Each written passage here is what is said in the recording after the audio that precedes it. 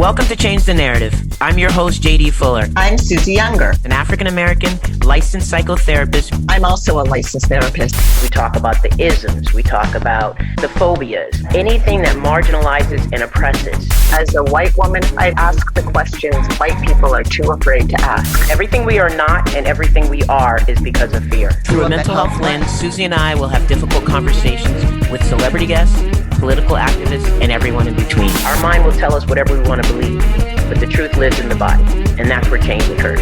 Are you ready to change the narrative? Roberto is an award-winning Dominican American educator with over 15 years of educational administrative experience. Since teaching 9th grade English, he's worked in and led schools from pre-K to 12th grade in the public, private, and charter sectors.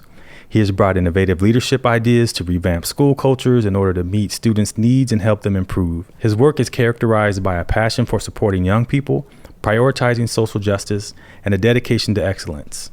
Currently, he's co-founder and executive director of Multicultural Classroom and lives in Tampa, Florida. Welcome, Roberto. Thank you so much for making this so easy to schedule and to come on the show. I really appreciate it. Oh, thanks for having me. And also, we send the best to your wife and the family. Thank you. And thank her for holding down the fort so you could be here today. Yes, indeed. So, on your website, you share a history of collective immigration, which sounds like the groundwork in your family and of Multicultural Classroom. Can you talk about that a little bit? Sure. Yeah, so my wife is an immigrant to this country from the Dominican Republic. My parents are immigrant. Her parents are immigrants, both from the Dominican Republic. We were raised, I was born and raised, and she was raised in the city of Lawrence, Massachusetts, a historically immigrant city. Oh, And so this is at the core of who we are, that sincere. immigrant story. Uh, but we also think that the immigrant story is not just at the core of who we are, it's really at the core of all of our experiences, right? Minus indigenous folks from this particular land. Now, whether we all acknowledge that or not is a whole different deal. But certainly we do at Multicultural Classroom acknowledge the immigrant experience and talk about how it is that it's impacted us. And so, our work is definitely influenced by the sacrifices that our parents made to leave their country, culture, language, to come and adapt and sacrifice so that we can have better lives. And we're grateful that they've done that, and we want to carry that forward. Yeah, that's clear. Look, I agree. We should all be able to take part in the immigrant experience. Unfortunately, for African Americans, that's not necessarily the story, although it should be. So I embrace the idea and would love for us to feel empowered as such. I think it's amazing, and it's very clear that it's at the core of your work, and that you want to develop a language for everyone to appreciate that story. Tell us about the messages you're cultivating in your home for your children. Yeah. So we talk to our children about many things. We talk to them about their identity as the children of Dominican American parents. We talk to them about their skin color. We talk to them about their hair texture. We talked about we talk with them about their our collective faith journey. We talk to them about injustices that are happening in our society.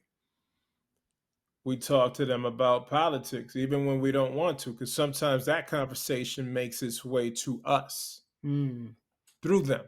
right. And so now, obviously, you want to engage in age appropriate conversations. Mhm. Our children are 7, 4, and 1. Okay. So the 7-year-old has more comprehension. Not that she comprehends everything, but she comprehends enough to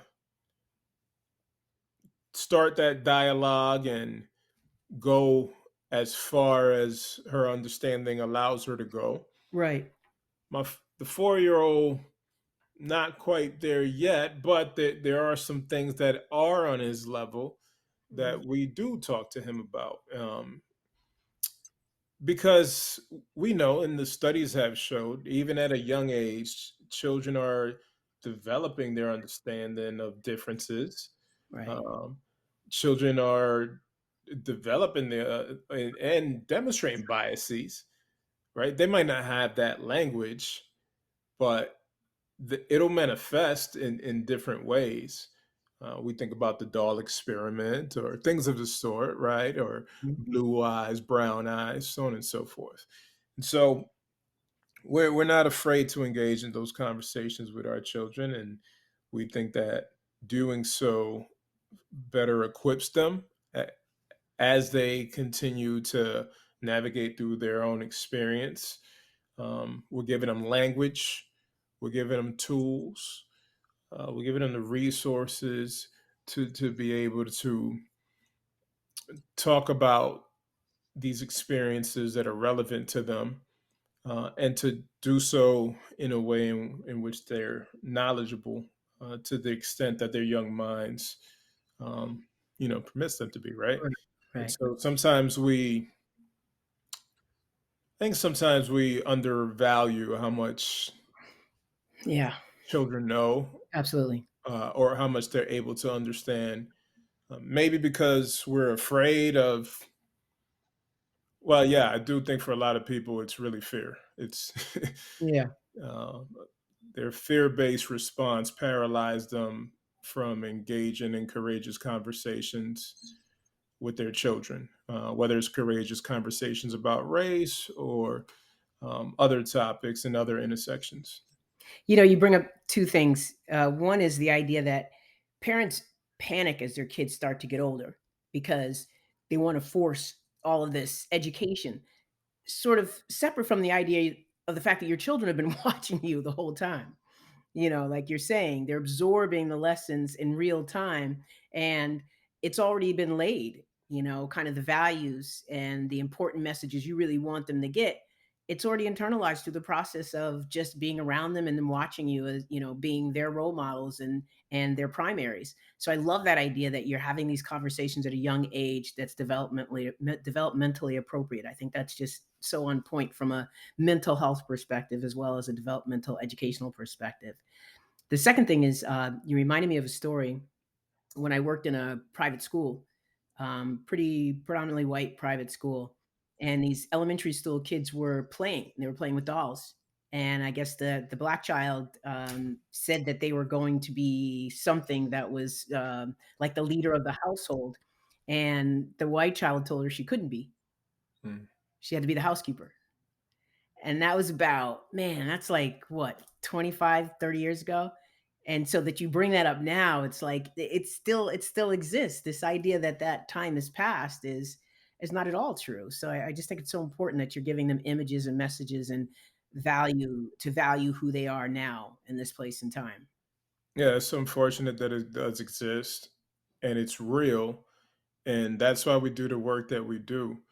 There's a lot of this, obviously, a movement and this resistance to a lot of these conversations. And I'm in Florida.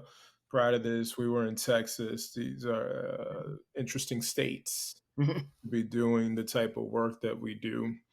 Nonetheless, the actions by many in these places continue to reinforce why we need to do what we do. Right. And ultimately, you know, we want to be individuals that are breaking down the the walls that create barriers for us to connect more deeply as community. Yeah, I love that. Do you think that, I mean, I know region is really important, and we definitely know certain states have very challenging politics. Do you find it more difficult in some states rather than others? Is it that obvious to you? Yes. Okay. Care to Yes. name anyone? What's that? I said, care to name anyone that's more difficult than the other or more challenging? Well, I mentioned two already, Okay. Florida and Texas. Mhm. We were recently in Iowa for a conference. Lorena was the keynote, and so we had the opportunity to hear firsthand from teachers in Iowa. They're having their challenges over there too. Okay. Louisiana, Mississippi, Tennessee. I keep going. North Yeah. No, I'm getting the idea. Carolina. I'm getting the idea. Massachusetts, where we're from, is not on that list. Okay. Even the parts that are more challenged with, diversity? Well, you know, now you're getting micro with it. Okay, well, I'm just saying it's what I do. Okay, fair enough. No, the parts that are challenged with it, they're going to be challenging wherever you are. Okay. But what we're talking about, like as a state Yeah. and policies that are being put forth by the state, Mhm. there are particular states in which it's loud, it's in your face, the Right. resistance is strong, there's a lot of fear. There's also a lot of, how do I frame it? There are a lot of people just straight up lying. Yes. And there are also people who are, not everybody's lying. I think there really are some people who just don't have a clue what they're talking about. Mm, But they got sucked into the vacuum of those that are lying. right. And so you'll ask them questions about, name the thing, right? The easy one for me to surface is critical race theory Right. because of all the hysteria, right? But you start asking them about it, they can't really tell you what it is. Yeah. They'll say that their kids are being taught critical race theory in schools, right? In elementary schools and middle school. And I think about that. Like, really? They're being taught critical race theory. Now, that there are some things that are being linked to that, Mhm. okay, sure. All right.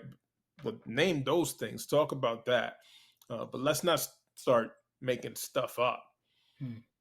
just for the sake of trying to protect our comfort as it relates to engaging in conversations about race and equity and anything that it doesn't reinforce the hierarchical power structures that exist in this country.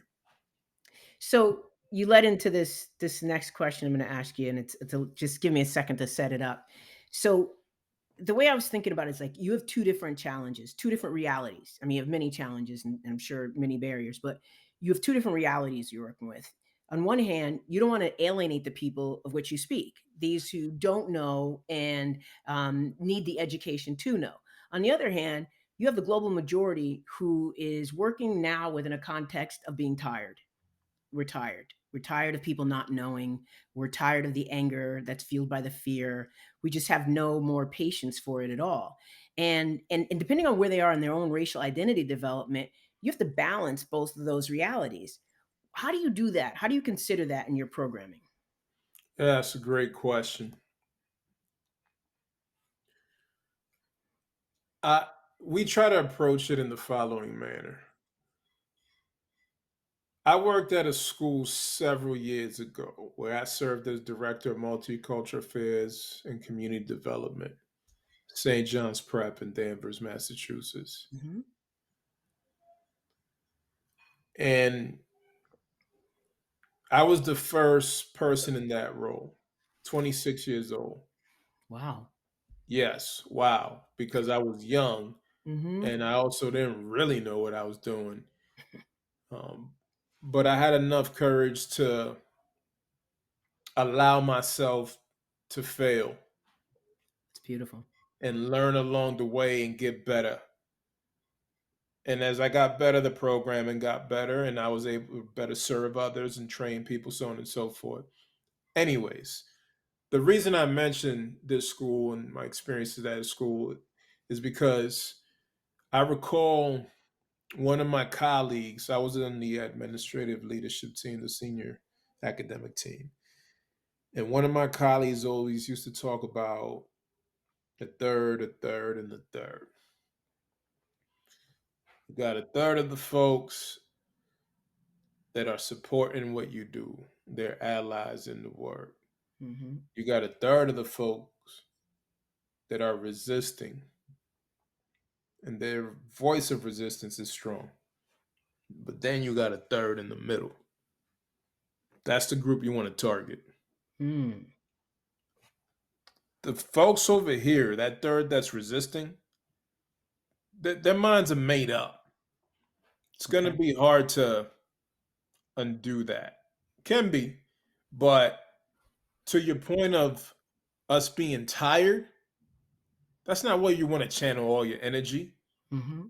You want to channel your energy with people who are, if they're not on the cusp, at least they're close.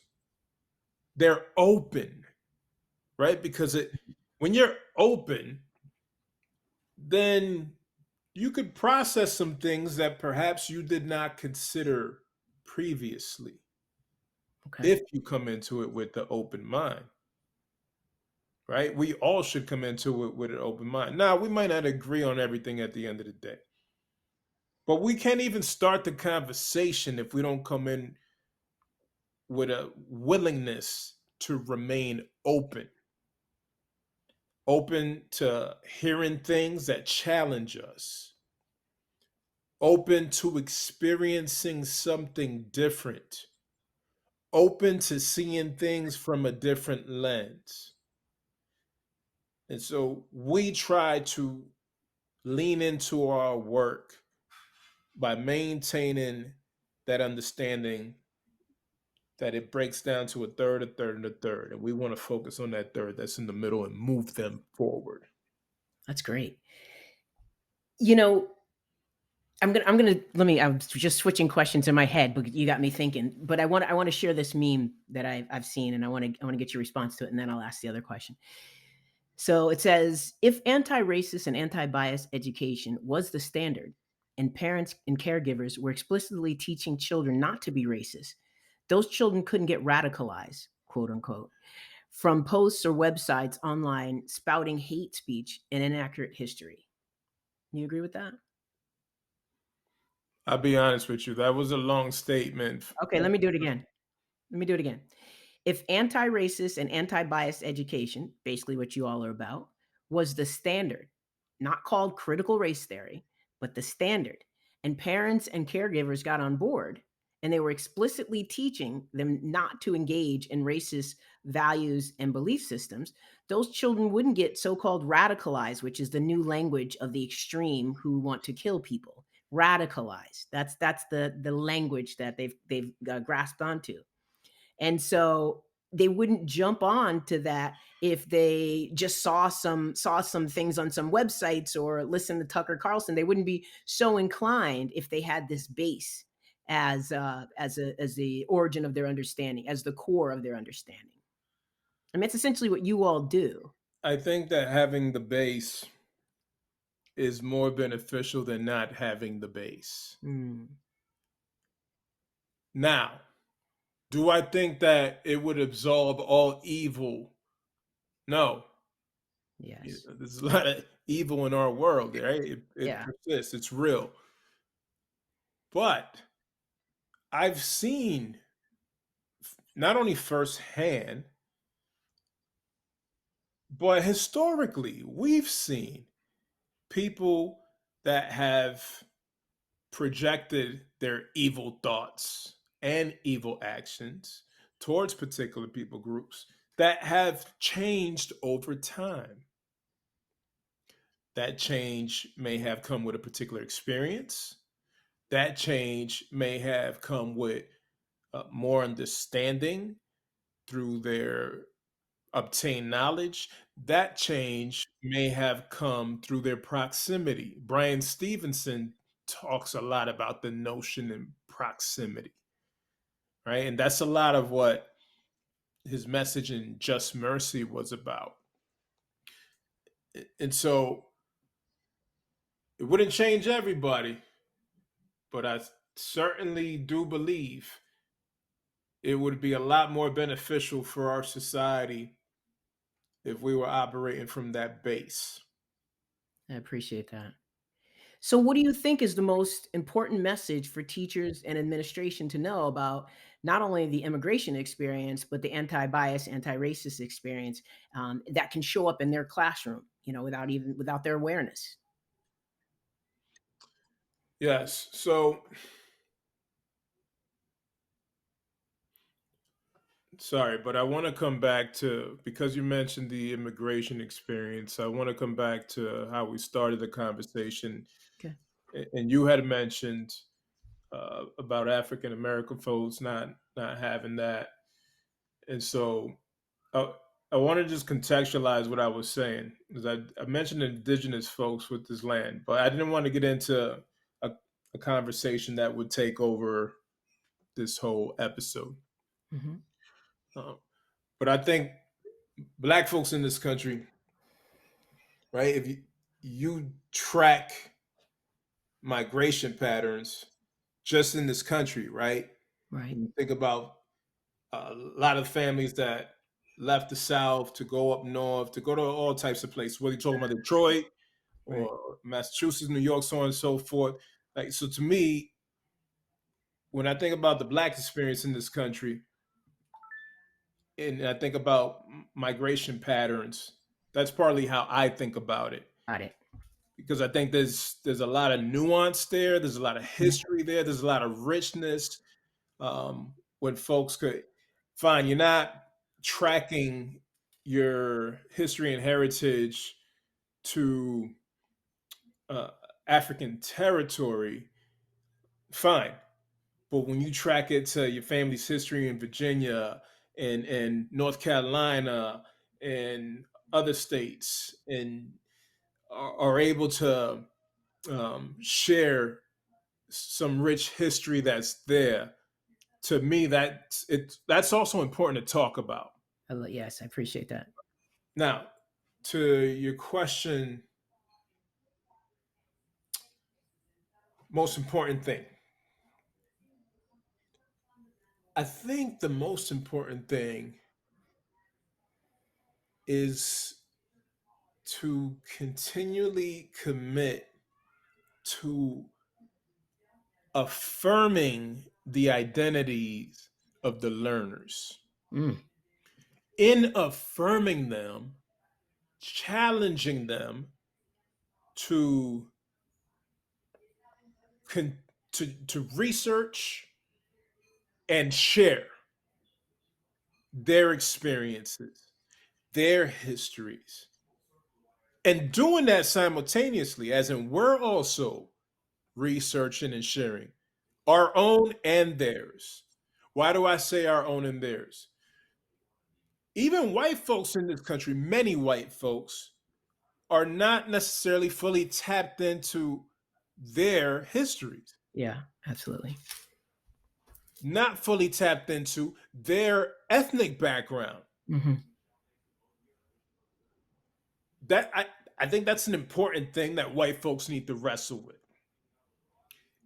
And I also think that our students would be better served if we're uplifting the diversity of cultures represented in our classrooms. And sometimes you have classrooms where there's not a diversity of cultures, fine. But we live in a country that's extremely diverse, and we have technology that allows us to connect with others.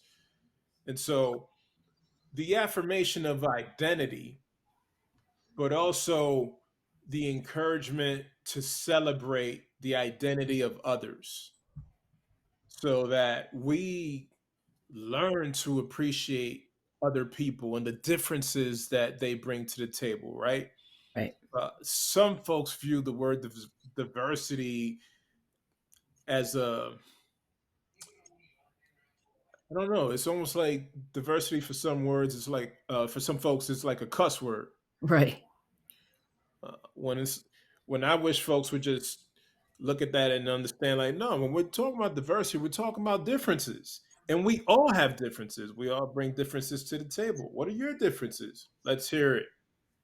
Let's share that. But let's peel back the layers. Don't just tell me.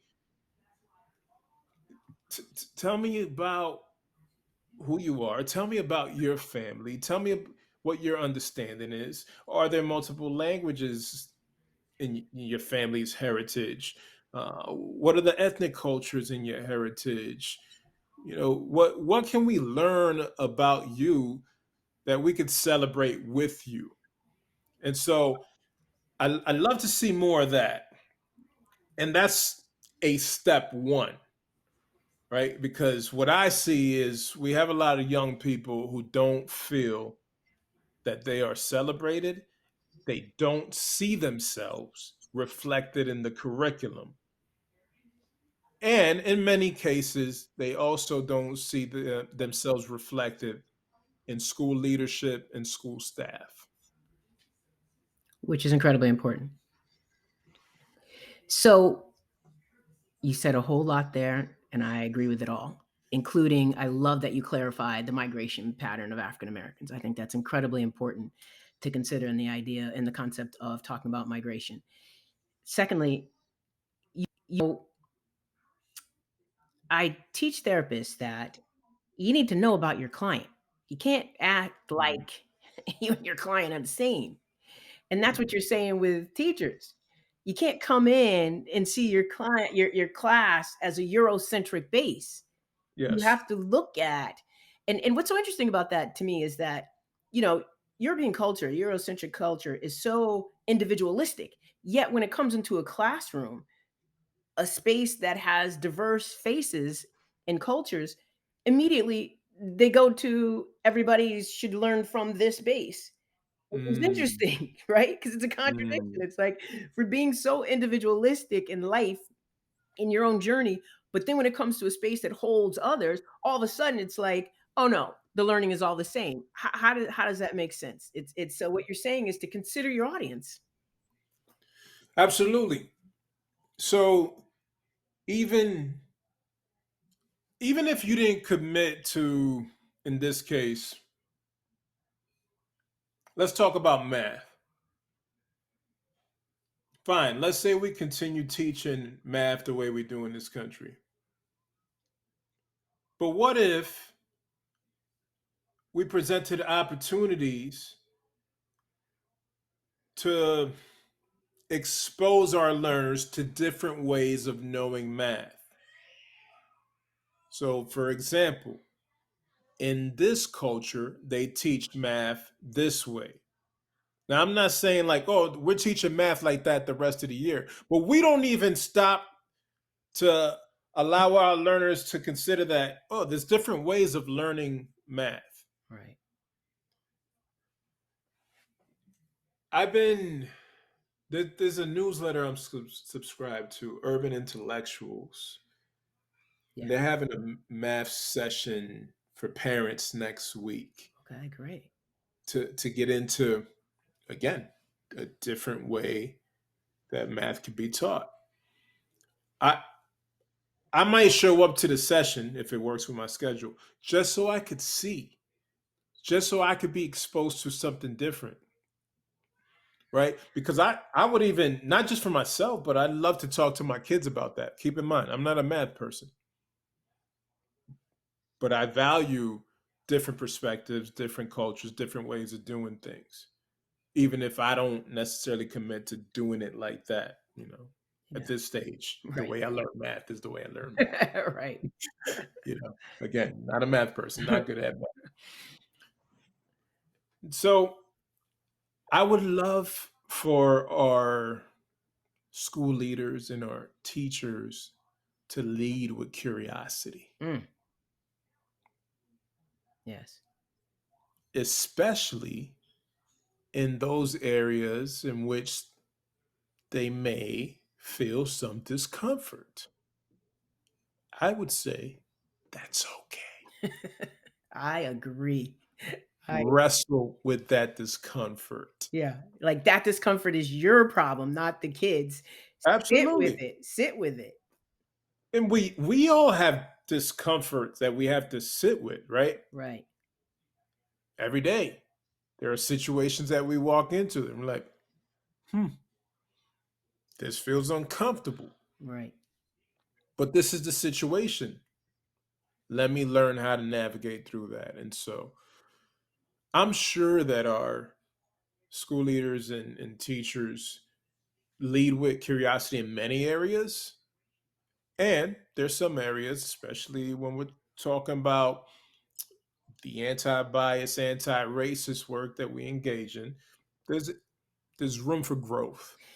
You know, I wanna add a piece to that, which is the imposter syndrome, particularly with new Mm, teachers, and teachers who've been out a long time, which makes it challenging, right? Because this idea that you have to act like you know all. You went to mm, school same thing with therapists, you have to act like you know what you're doing, and you have to be this, that, and the other. Actually, all you have to be is present and authentic, present. and be willing to be, I coined this phrase that students love a lot, which is awkwardly authentic. Like, if Mm, you're figuring it out, what feels better to another human being than to know you're human? And I feel like that's what you're talking about. That's so missed. It's so missed and so important in classrooms and in classrooms of life, not just school. listen, we make mistakes all the time. We're not perfect. We're growing and learning like everyone else.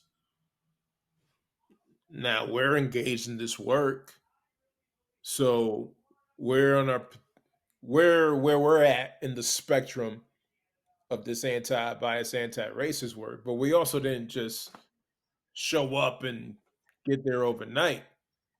It's been that commitment to being present, that commitment to being authentic, that commitment to sharing how we really feel, but also remaining open to understanding different perspectives. And then being an active listener, understanding intent versus impact,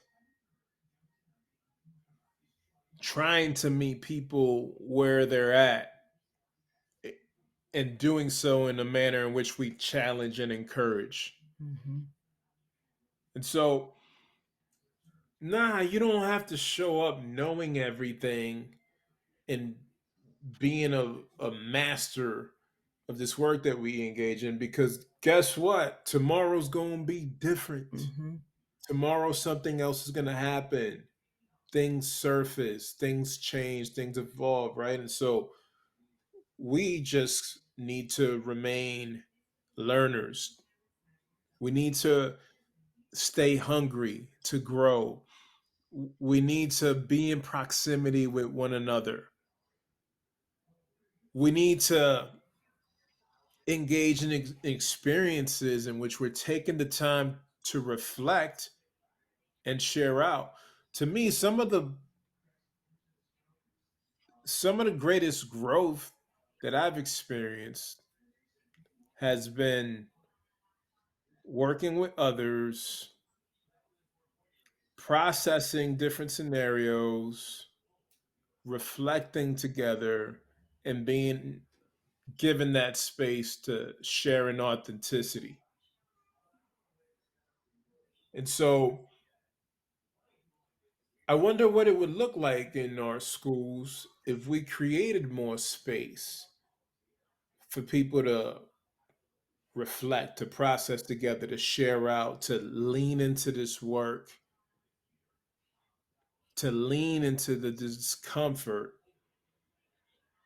in a way in which it's clear that we have created an intentional space for you to do this, for you to speak honestly, in an intentional space where we've been transparent that we are also going to challenge you to grow. Right, right. As a cultural experience. That's the culture of the school. We challenge each other, right? So I want to shift gears for the time we have left, and I want to talk about the origin of multicultural classroom. Where did Yeah. it start? Where do we start?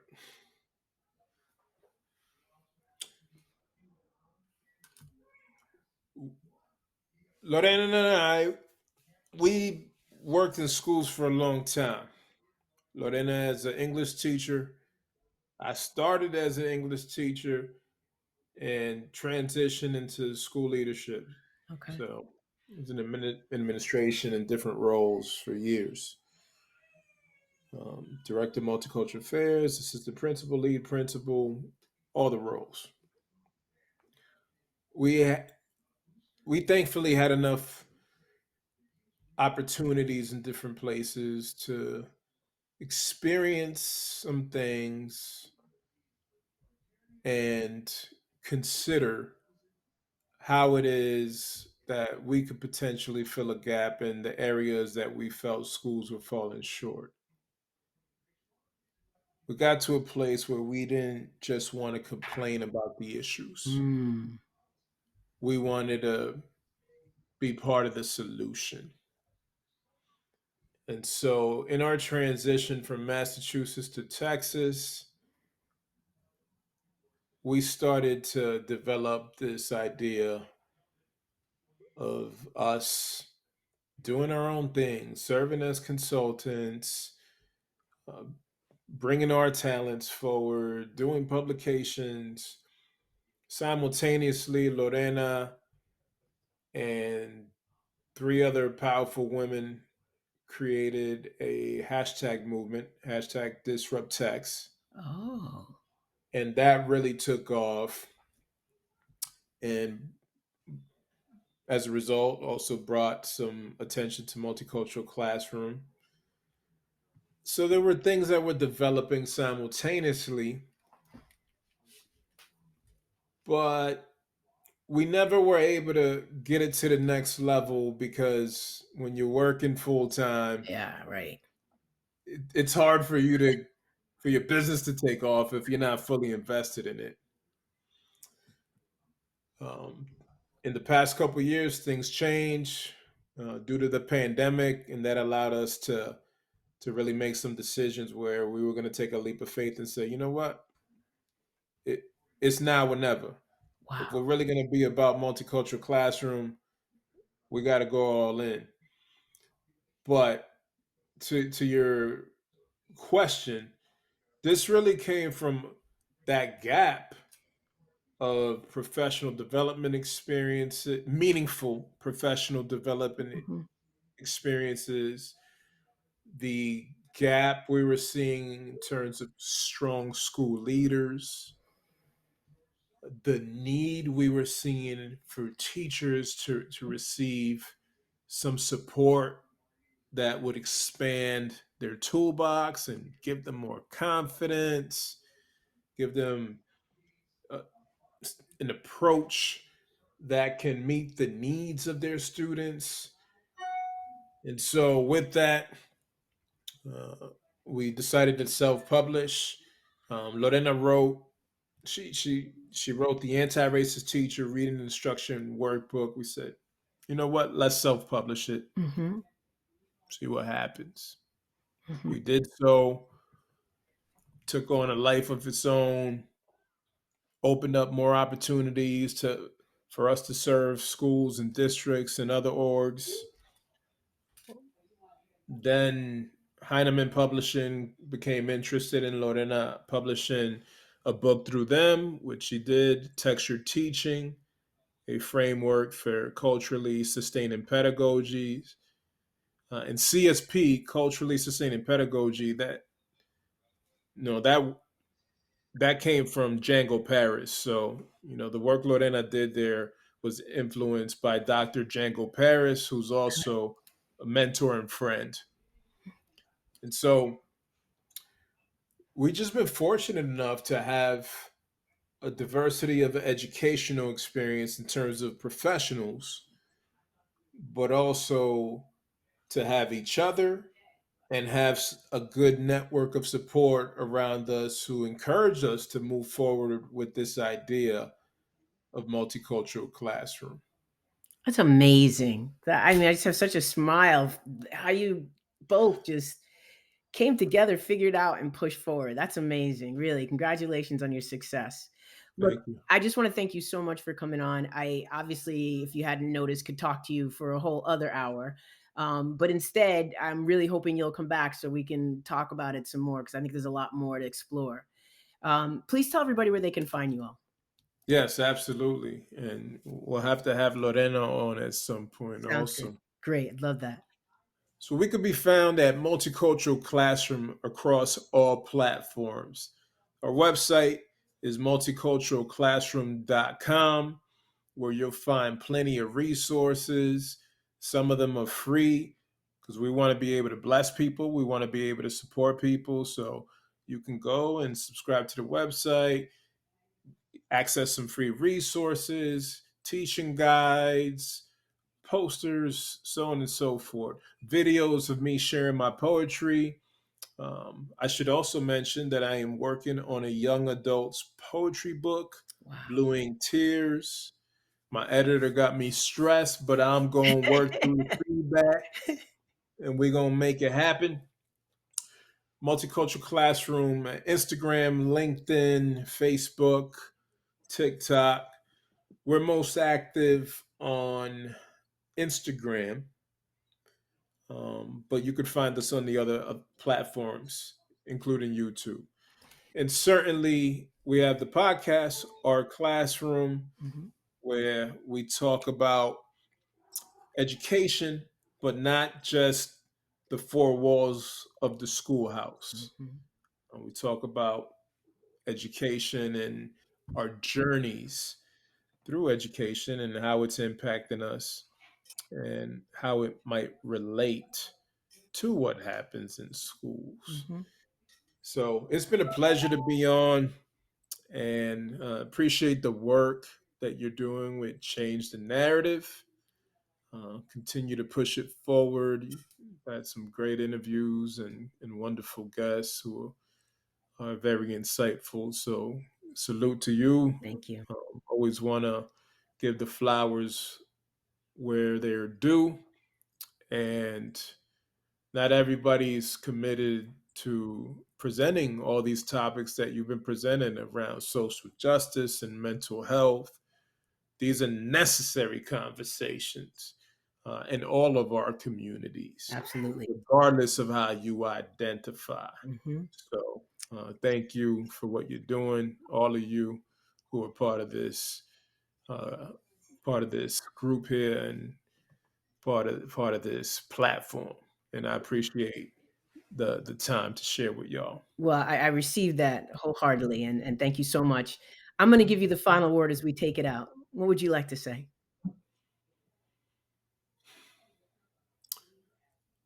In these uncertain times where there is a constant tension Mhm. in the air that derives from racial undertones, let us not be afraid to have the courage to build community, Mm, to love radically, and to stand on our values. This is a beautiful and ugly country in many ways. I'd love to see us commit to making it more beautiful than ugly. mm. Well, I have to say this, just the power of that last statement. You absolutely have to come back and share your poetry. So, gonna need to have you both come back and please bring your poetry when you do. That was so powerful and a perfect way to end. Thank you so much, brother. I appreciate you. Thank you. All right, take care. You too. Bye-bye.